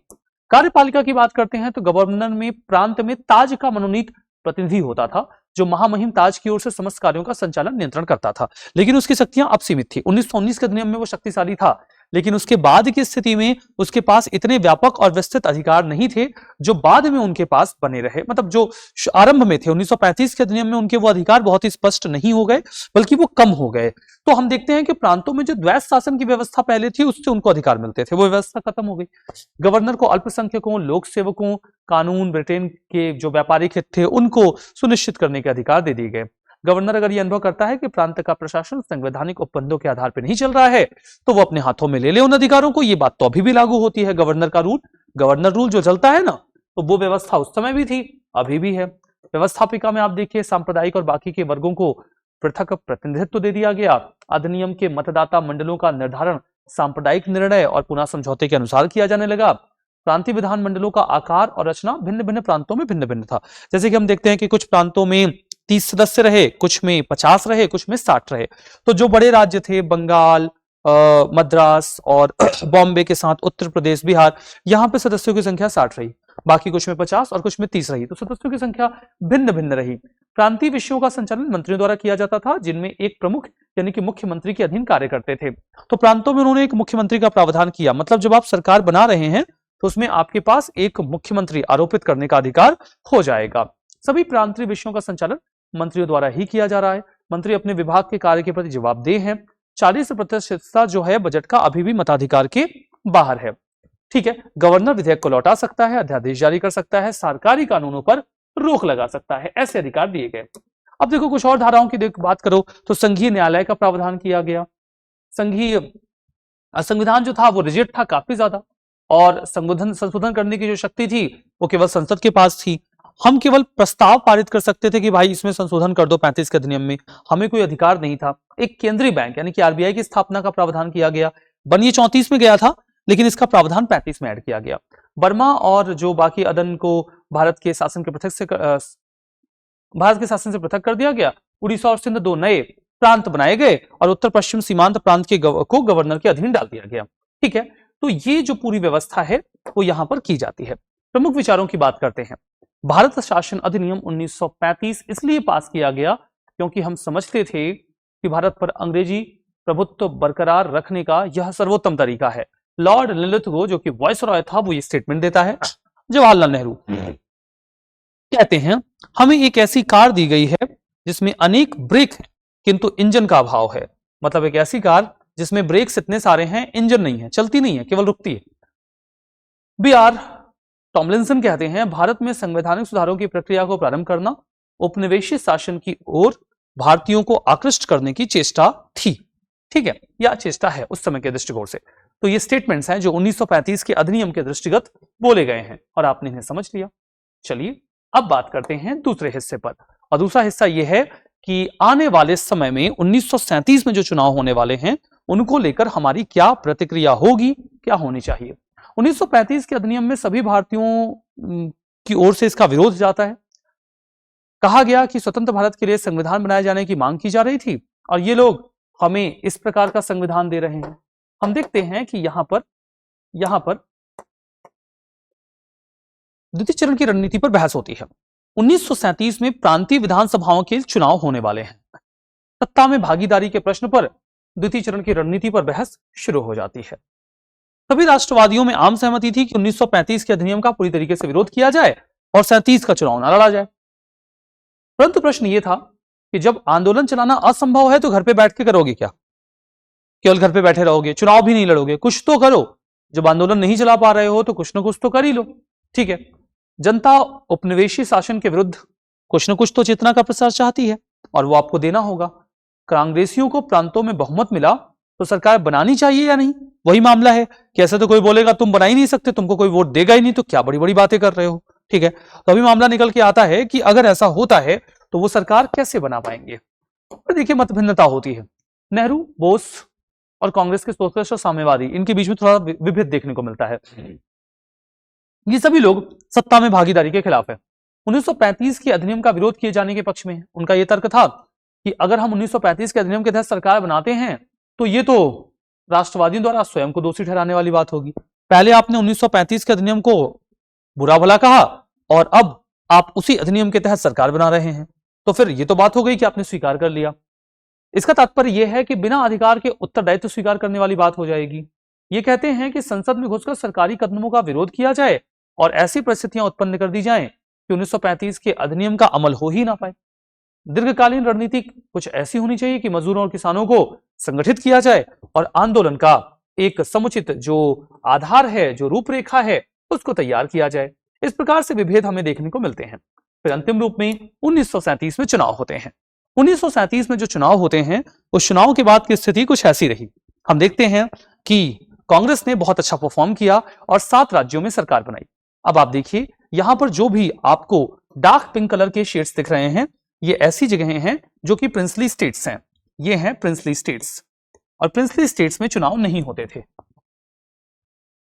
ठीक है, ये हैं प्रिंसली स्टेट्स जो इस कलर के हैं, प्रिंसली स्टेट्स, और प्रिंसली स्टेट्स में चुनाव नहीं होते थे। जो आपको लाइट स्काई ब्लू कलर दिख रहा है ये कांग्रेस के लिए है और यहां पर सभी जगहों पर जो सरकार है वो कांग्रेस की बनी हुई है।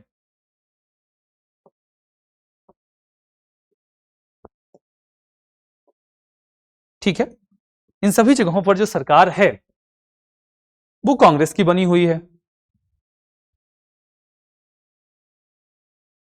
तो 7 ऐसे प्रांत थे जहां पर जो सरकारें हैं वो इनके द्वारा बनाई गई। अब आप यहां पर देखो कि ये है सिंध का क्षेत्र। सिंध के क्षेत्र में एक नई पार्टी यानी कि यूनियनिस्ट पार्टी सरकार बना लेती है और पंजाब में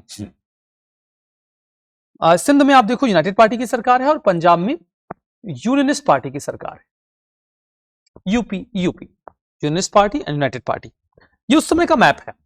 लेकिन चुनाव कैसे हुए और ये जो मैप 1937 के चुनावों के रिजल्ट के परिणाम से हमारे सामने आया ये किस प्रकार से आया, आइए इस पर बातचीत करते हैं। जब हम इस पर बातचीत करते हैं तो हम क्या पाते हैं। जुलाई 1937 में कांग्रेस ने 6 प्रांतों बंबई, मद्रास, मध्य भारत, उड़ीसा, बिहार और संयुक्त प्रांत में मंत्रिमंडल का गठन कर लिया। बाद में वो असम और पश्चिमोत्तर सीमांत प्रांत में भी सरकार बना ले जाते हैं। ठीक है, तो इस प्रकार से वो 7 प्रांतों में स्पष्ट सरकार बना लेते हैं। गांधी जी ने सरकार बनाने के बाद उन्हें क्या सलाह दी। अब देखो यहां पर जो सरकार बनी उसका दृष्टिकोण देखो। गांधी जी ने कांग्रेसियों को सलाह दी कि सरकार में शामिल होने के मुद्दों को लेकर वो सहजता से लें, गंभीरता से नहीं। ये नहीं कि सरकार बना लिया अब देश चलाना है, अंग्रेजों की सत्ता है, थोड़ा ध्यान दो। ये कहते हैं कि गेम ऑफ थ्रोन्स है, नहीं नहीं, गेम ऑफ थ्रोन्स नहीं बल्कि क्राउन ऑफ थॉर्न्स है, यानी कि ये कांटों का ताज है, फूलों का ताज नहीं है। तो इसे पहनकर खुश नहीं होना है, बल्कि ये ताज आपको कई तरीके की जिम्मेदारियां सौंपता है और उन जिम्मेदारियों का निर्वहन आपके लिए जरूरी होगा। ये कहते हैं कि इससे कोई गौरव थोड़ी मिल रहा है आपको कि हाँ आपने सरकार बना ली है, आप केवल ये पद इसलिए स्वीकार कर रहे हैं ताकि आप ये जान सकें कि राष्ट्रवादी लक्ष्य अपेक्षित गति से आगे बढ़ रहे हैं कि नहीं। गांधी ने सलाह दी कि 1935 के अधिनियम का उपयोग हुकूमत की उम्मीदों के अनुसार ना हो, बल्कि इसका इस्तेमाल संवैधानिक प्रसारों के लिए किया जाए। ठीक है। सो कांग्रेस विभिन्न प्रांतों में सरकार के गठन से पूरा राष्ट्र पुलकित हो उठा। सब खुश थे क्योंकि ज्यादातर जगहों पे कांग्रेस ने सरकार बनाई और भारतीय कुछ मामलों में तो ऐसा महसूस करने लगे जैसे इंडियंस ही उनको रूल कर रहे हैं, क्योंकि हर जगह उन्हें उनके नेता, उनके प्रशासक दिखते थे। सरकारों के गठन से कांग्रेस की प्रतिष्ठा में बहुत वृद्धि हुई और यह बात भी स्पष्ट हो गई कि कांग्रेस को जनता का पूर्ण समर्थन है। जनता अपनी शक्तियों का उपयोग कर पाई। कांग्रेस के मंत्री भले ही सरकार में थे लेकिन उनके पास अधिकार सीमित थे, बहुत विस्तृत अधिकार उनके पास नहीं थे। प्रशासन द्वारा जो साम्राज्यवादी स्वरूप है उसे आरोपित किया गया था और एक सीमा से अधिक वो अपनी शक्तियों का उपभोग नहीं कर सकते थे। हम देखते हैं कि कांग्रेस मंत्रिमंडलों ने सरकार में आने के बाद नागरिक स्वतंत्रता की बहाली के लिए कई सारे कदम उठाए, जैसे कि 1932 में जो जल सुरक्षा अधिनियम प्रांतीय सरकारों को प्रदान किए गए थे, तभी जो आपातकालीन अधिकार थे सरकारों के पास वो रद्द कर दिए गए। मतलब अब जनता अपनी आप आराम से रह सकती थी।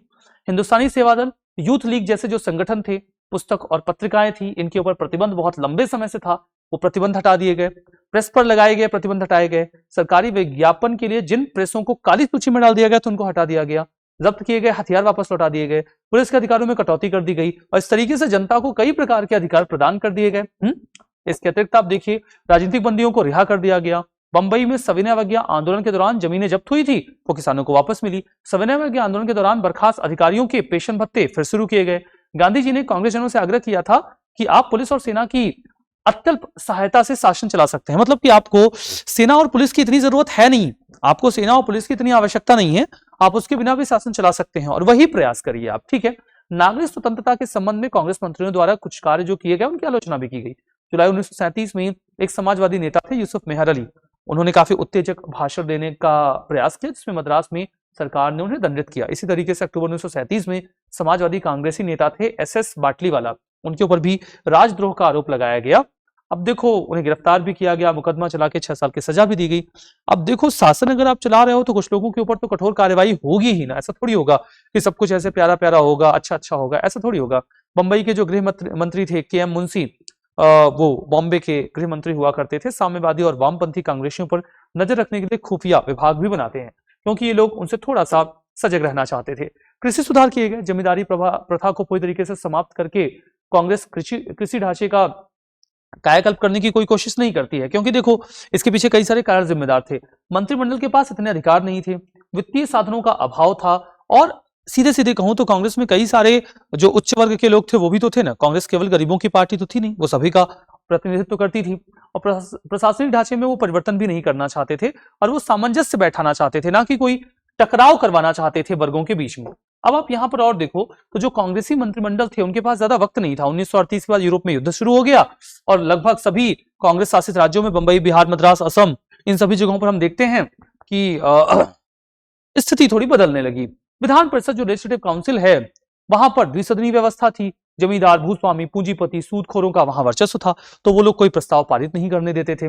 कृषि ढांचा बहुत जटिल हुआ करता था और कांग्रेसी जो मंत्रिमंडल थे उसमें सुधार करने के प्रयास किए भी गए लेकिन वो इतने विस्तृत नहीं थे। भू सुधार, ऋणग्रस्तता से राहत, ऐसे कई सारे सुधार उस समय फिर भी हो पाते हैं। मजदूरों के प्रति नजरिया देखते हैं तो कांग्रेस मंत्रिमंडलों ने मजदूरों के प्रति समर्थन का रुख अपनाया। इनका आधारभूत दृष्टिकोण यह था कि मजदूरों के हितों की रक्षा की जाए और औद्योगिक शांति की स्थापना की जाए। हड़ताल वगैरह कम से कम हो, सौहार्दपूर्ण संबंध बने, श्रमिकों की जो हालत है उसको सुधारने का प्रयास किया जाए। उग्रवादी मजदूर संघों की जो हड़ताल है उन्हें हल किया जाए, जहां तक संभव हो सके मध्यस्थ की भूमिका निभाई जाए। इस रणनीति में काफी सफलता मिली। हालांकि हम देखते हैं कि बंबई में उतनी सफल नहीं हो सकी और वहां पर लोग इस व्यवस्था की आलोचना भी करते हैं। आंदोलनकारी मजदूरों के विरुद्ध उन्होंने धारा 144 का इस्तेमाल भी कई सारे स्थानों पर किया। जब शासन व्यवस्था अपने हाथ में आई तो उपभोग भी किया गया। जवाहरलाल नेहरू व्यक्तिगत तौर पर जन आंदोलन के विरोध में प्रदर्शन के प्रति कांग्रेस के व्यवहार से अप्रसन्न थे। उनका कई बार वो खुलकर ये बोलते हैं कि हाँ, वो मजदूरों का समर्थन नहीं कर पा रहे हैं। गांधी जी उग्रवादी और हिंसक तरीके जो अपनाए जा रहे थे कांग्रेस के द्वारा शासन चलाने के लिए, उसका भी विरोध करते हैं। वो कहते हैं कि आप जन सामान्य को राजनीतिक शिक्षा दीजिए, वो खुद ही समझ जाएंगे कि क्या करना है क्या नहीं करना है।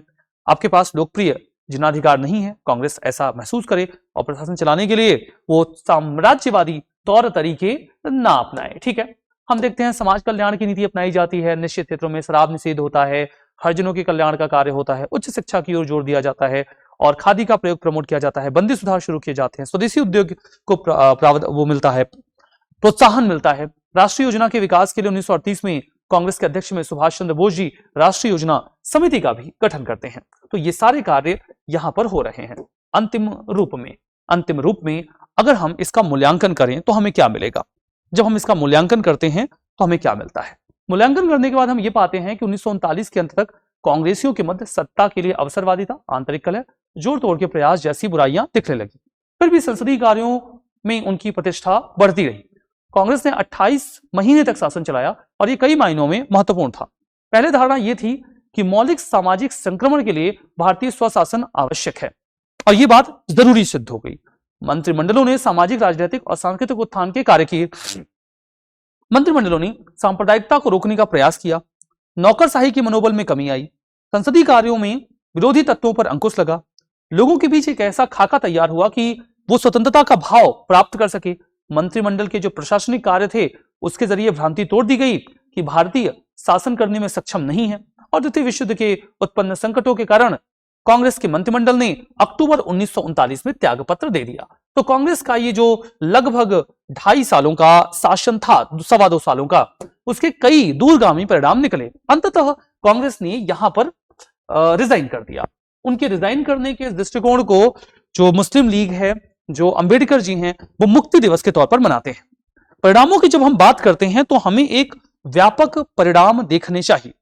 हम देखते हैं कि लगभग 450 सीट्स, देखो लगभग 1500 सीट्स के लिए चुनाव हुआ और जिन 1500 सीट्स के लिए चुनाव हुआ उसमें लगभग आधी सीट, आधे से थोड़ी कम सीट्स, ठीक है,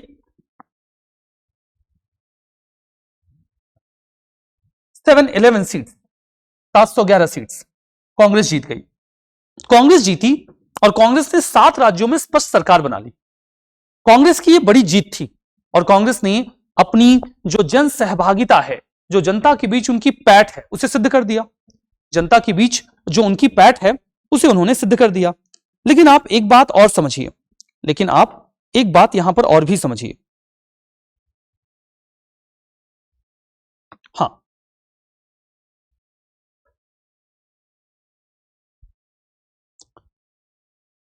आपको यहां पर एक बात और समझनी होगी और वो क्या है कि इसका दूरगामी परिणाम क्या हुआ, इसका दूरगामी परिणाम क्या होता है।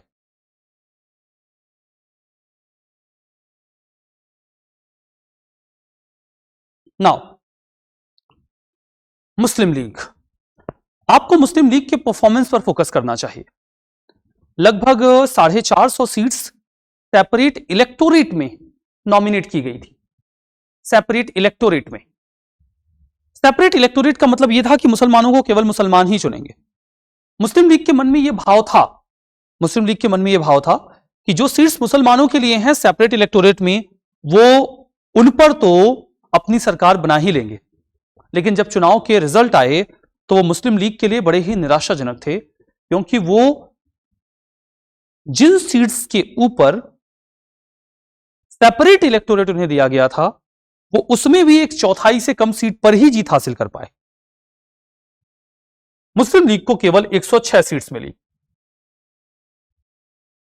यह उनके लिए बहुत ही ज्यादा निराशाजनक था, बहुत ही ज्यादा निराशाजनक था।